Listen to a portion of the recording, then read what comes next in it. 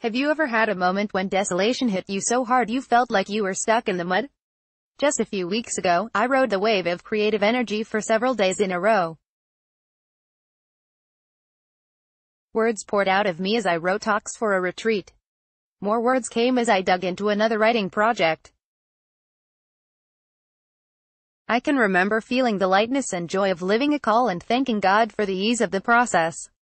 Then, bam, the wall of desolation hit out of the blue in the middle of my creative wave one afternoon. I suddenly felt a heaviness come over me. Not only did it feel as if I were stuck in the mud, but my mind could no longer seem to create a clear thought. The lightness and joy I felt were replaced with doubt, heaviness, and confusion. I literally felt like I was stuck with no way out. My former words of thanking God for the call turned to groans of, "Why in the world did you ask me to do this? I am not cut out for this." I kept trying to push my way through or find a way out of the desolation. It felt like quicksand as the more I pushed, the more it swallowed me. Finally, completely defeated, I turned my computer off, walked away from my desk, and plopped on my couch, letting out an exasperated sigh. I sat silently grumbling. As I sat there, a line a friend had texted me from Psalm chapter 40 came into my mind. It was a psalm we both prayed with before, but we really appreciated the recent translation he found as we are both from Louisiana, and it referred to the swamp. The verse that entered my mind read, "God drew me out of the pit of destruction, out of the mud of the swamp, set my feet upon rock, steadied my steps." Psalm chapter 40 verse 2. When my friend texted me this verse a few days earlier, I immediately thought what a great description it was of the way God helps us out of desolation, especially when it is at the point of swallowing us.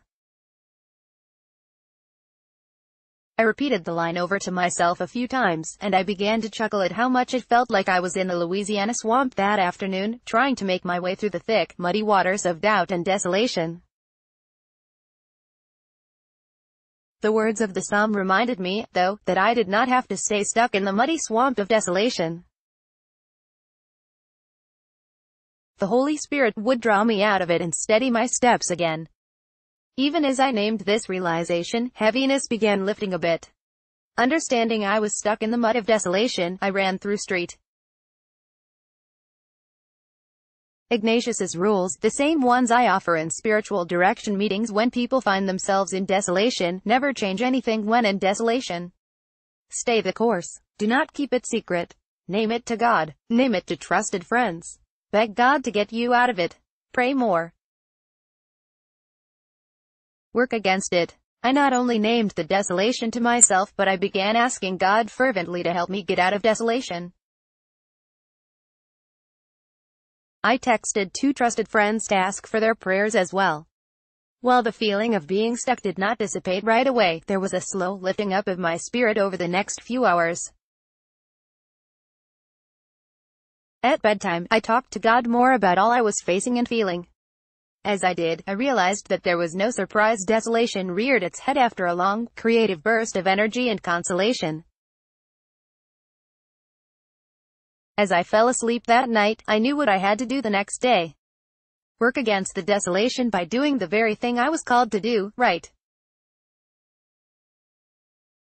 That's what I did the next morning after my normal morning prayer time and getting my kids on the bus. I sat down and made myself write.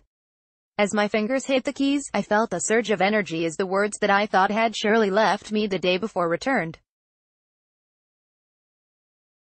I typed a bit more, and as I did, I felt Psalm chapter 40 take shape, God pulling me out of the mud of the swamp, setting my feet upon rock, and steadying my steps to once again